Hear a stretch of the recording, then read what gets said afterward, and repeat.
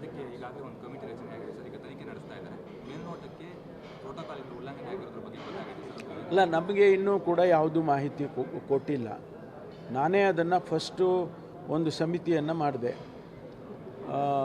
ಅದರಲ್ಲಿ ಏನಾಯಿತು ಅಂತ ಹೇಳಿದರೆ, ನಾವು ಇಮಿಡಿಯೇಟಾಗಿ ಒಂದು ಎನ್ಕ್ವೈರಿ ಮಾಡಬೇಕು ಅಂತ ಹೇಳಿ ಮಾಡಿದಾಗ ಒಬ್ಬ ಎಸ್ ಪಿಯನ್ನು ಸಿ ಐ ಡಿಯಿಂದ ಇನ್ಚಾರ್ಜ್ ಮಾಡಿ ಸಿ ಐ ಡಿಯಿಂದ ಮಾಡೋದು. ಆಮೇಲೆ ನಮಗೆ ರಿಯಲೈಸ್ ಮಾಡಿಕೊಂಡು ಡಿ ಜಿ ಪಿ ಅವರು ಇನ್ವಾಲ್ವ್ ಆಗಿದ್ದಾರೆ ಅನ್ನೋದು ಶಂಕೆ ಇದೆ ಅಂತ ಹೇಳುವಾಗ, ಒಬ್ಬ ಎಸ್ ಪಿ ಡಿ ಜಿ ಪಿಗೆ ಇನ್ವೆಸ್ಟಿಗೇಟ್ ಮಾಡೋಕ್ಕೆ ಬರೋದಿಲ್ಲ ಅಂಥೇಳಿ ಡಿ ಜಿ ಪಿ ಇದನ್ನು ಐ ಪಿ ಎಸ್ ಆಫೀಸರ್ ಅವರು ಡಿ ಪಿ ಆರಿಗೆ ಬರ್ತಾರೆ, I A S and I P S officers. ಅದಕ್ಕೆ ಡಿ ಪಿ ಆರ್ನವರು ನಾವು ಇಶ್ಯೂ ಮಾಡ್ತೀವಿ, ನಿಮ್ಮದು ವಿತ್ಡ್ರಾ ಮಾಡಿ ಅಂತ ಹೇಳಿದ್ರು. ನಾವು ವಿತ್ಡ್ರಾ ಮಾಡಿದ್ವಿ. ಸೊ ಈಗ ಡಿ ಪಿ ಆರ್ನವರು ಮಾಡ್ತಾಯಿದ್ದಾರೆ. ನಮಗಿನ್ನೂ ಯಾವುದನ್ನೇ ವರದಿಯನ್ನು ಕೊಟ್ಟಿಲ್ಲ. ಜೊತೆಗೆ ಕೊಡ್ತಾರೆ, ಅದು ಇಮಿಡಿಯೇಟಾಗಿ ಕೊಡೋಕ್ಕೆ ಹೇಳಿದ್ವಿ, ಕೊಡ್ತಾರೆ.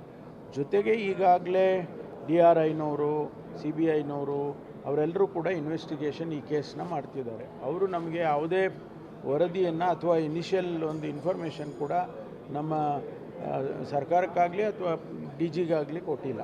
ಅದರಿಂದ ಅದು ಇನ್ವೆಸ್ಟಿಗೇಷನ್ ಮುಗಿಯೋವರೆಗೂ ನಾವೇನು ಹೇಳಕ್ಕೆ ಬರೋದಿಲ್ಲ. ಸರ್, ಸರ್ಕಾರಿ ಕಾಲದ ಬಳಕೆ ಮಾಡಿದರೆ ಅನ್ನೋದು ಆರೋಪ ಕೂಡ ಕೇಳಿಬರ್ತದೆ. ಅಲ್ಲ, ಅದು ಇನ್ವೆಸ್ಟಿಗೇಷನ್ ಮಾಡ್ತಿದ್ದಾರಲ್ಲ ಈಗ, ಅದನ್ನೇ ತಾನೇ ನಾವು ಆದೇಶ ಮಾಡಿರೋದು. ಎಲ್ಲವನ್ನು ಕೂಡ ಅವರು ವರದಿ ಬರೋವರೆಗೂ ಸ್ವಲ್ಪ ಕಾಯಬೇಕು.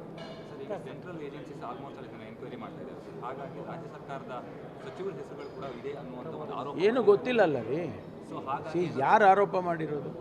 BJP already B J P ಮಾಡಿದ್ದಾರಲ್ವಾ.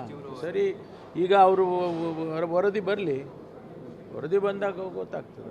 Cyber crime solve ಮಾಡೋಕ್ಕೆ ಡಿ ಜಿ ಪಿ ಲೆವೆಲಲ್ಲಿ ಆಫೀಸರ್ಗೆ ಅಪಾಯಿಂಟ್ಮೆಂಟ್ ಮಾಡಬೇಕಂತ ಒಂದು ವಿಚಾರ ಇರ್ತದೆ. ಅಲ್ಲ, ಈಗ ಮಾಡ್ತಾ ಇದ್ದೀವಿ ನಾವೊಂದು ಡಿ ಜಿ ಪಿ ಒಂದು ವರ್ಟಿಕಲ್ ಕ್ರಿಯೇಟ್ ಮಾಡಬೇಕು ಅಂತ ಈಗಾಗಲೇ ಕಮಿಟ್ ಆಗಿದ್ದೀವಿ. ಅದನ್ನು ಈಗ ಫಾರ್ಮ್ಯಾಟ್ ಮಾಡ್ತಾ ಇದ್ದೀವಿ. ಅದೆಲ್ಲ ಫಾರ್ಮ್ಯಾಟ್ ಕಂಪ್ಲೀಟ್ ಆದ ತಕ್ಷಣ ಡಿ ಜಿಗೆ ಜವಾಬ್ದಾರಿ ಕೊಡ್ತೀವಿ.